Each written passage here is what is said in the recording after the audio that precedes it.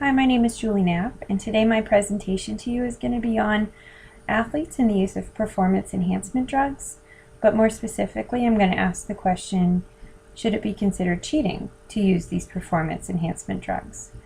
When I first chose this topic, it was mainly because I had been hearing, in the recent years, and actually right now, currently what's being talked about is professional athletes, high-profile athletes, and their use of these banned substances or performance enhancers. Like currently, Alex Rodriguez is being investigated and suspected of using performance enhancers. Lance Armstrong is another huge name who was stripped of 7 gold medals for cycling. Because he openly, it had been suspected, but then he finally openly admitted on national television during an Oprah interview that yes, he did, during all 7 of those medals. So also names like Barry Bonds and Mark McGwire are 2 big Major League Baseball players who, after their career ended, admitted using steroids. Tyson Gay last year was considered the world's fastest man. He was a runner and tested positive. He says he unknowingly took substances that whoever was on his training team was providing him substances that were on the ban list.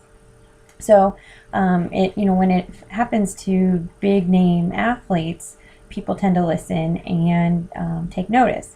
So seeing all of that in the news and hearing those types of names kind of always made me wonder, what kind of drugs are they using? When I think of drugs, I think of,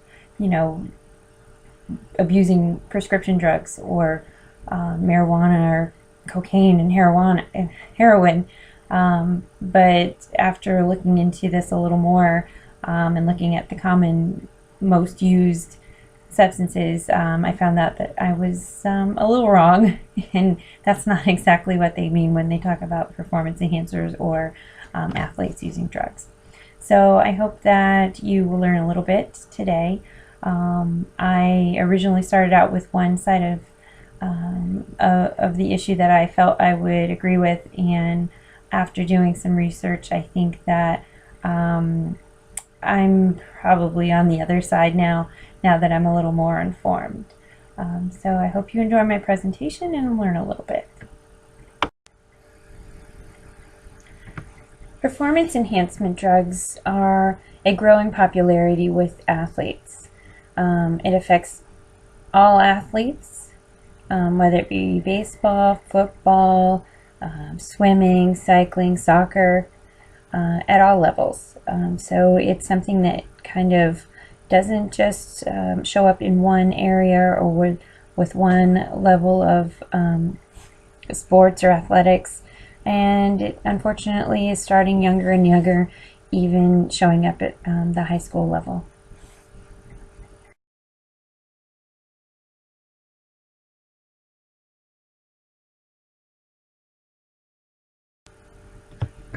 We'll just talk briefly on a couple of the most commonly used performance enhancement drugs, which I will also refer to as PEDs. And those are going to be steroids, stimulants, and blood doping. Steroids, I think most people have got some sort of idea what they are. They are actually still very popular with the athletes that do choose to use a performance enhancer. They're stimulants, which would be amphetamines and ephedrine. It's kind of like that extra boost, that jolt, like what some people feel when they take have a little extra caffeine for the day. It gives them almost like that speed effect. Helps the athlete reduce their fatigue. So by midway through their competition, they're not dragging. Kind of gives them a little more endurance.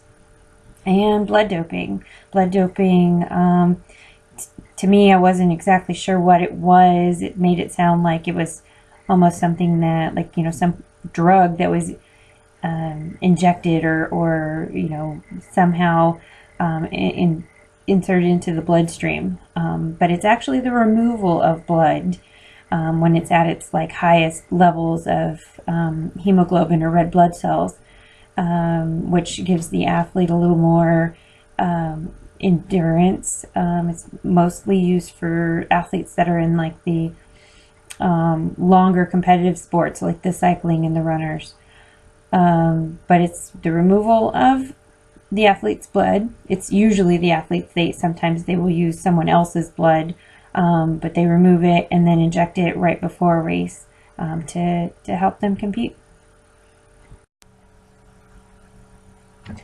So I just wanted to take a quick look at what the numbers were like, and since we're kind of in the middle of our 2014 Winter Olympics, and so I thought I would just look into the last few games and see how many positive tests, how many athletes tested positive for drugs, and surprisingly it wasn't as bad as I had expected. 2 athletes in 2014, 1 out of the Vancouver Games in 2010, but statistics did say that the last time there was a clean Winter Games, which means there were no positive test results, was back in 1998. So it's definitely still there, and it's something that we're dealing with, but it's not as high as I thought, so that's kind of a relief.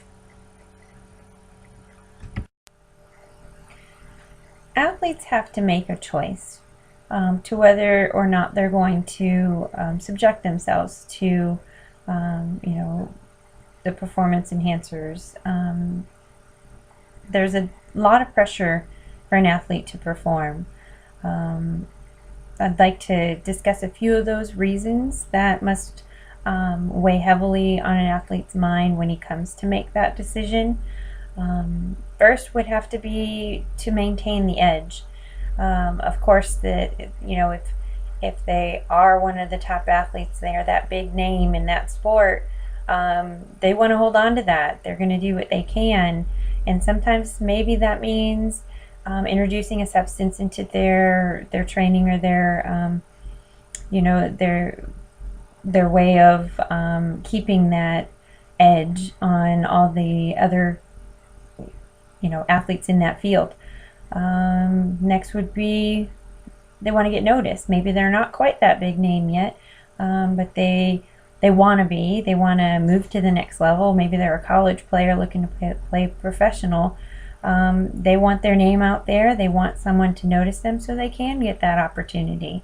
So perhaps that's a big reason that these athletes take that chance and use drugs. Not to mention money. Money's a huge motivator in almost every part of everyone's life. If they, are used to making or they're, potentially going to make millions of dollars, and someone else is, potentially going to take their place, they're going to do what they have to do to hold on to that position that they have.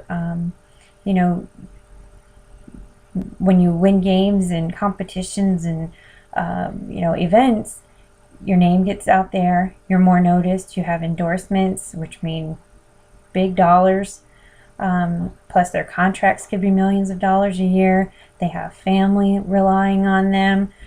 They don't know anything else. If they're not a major big time athlete, then they don't know where else they would be in life.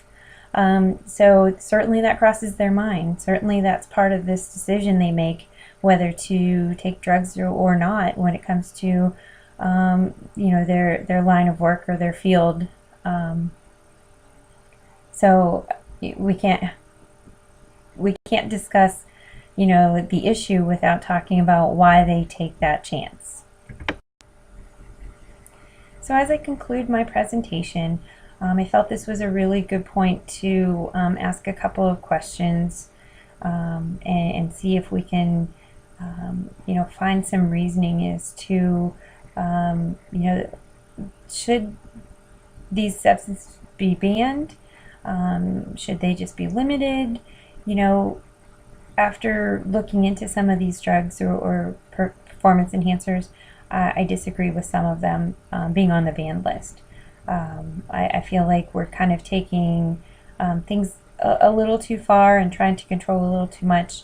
I understand the sportsmanship of the game and that you should be truly the strongest or the better or the faster naturally, I guess you could say. But just as like in any field, if there's something out there that's going to, you know, push you to be better or make you, you know, the top of your class, you know, we all do that. We're all looking for ways to be better. Unfortunately, an athlete's, you know, tool is his body. You know, whereas, you know, a computer programmer is his computer. Is he going to be working on, you know, the same thing that the guy across the hallway is? No, he's going to have the best of the best because he wants to be the best.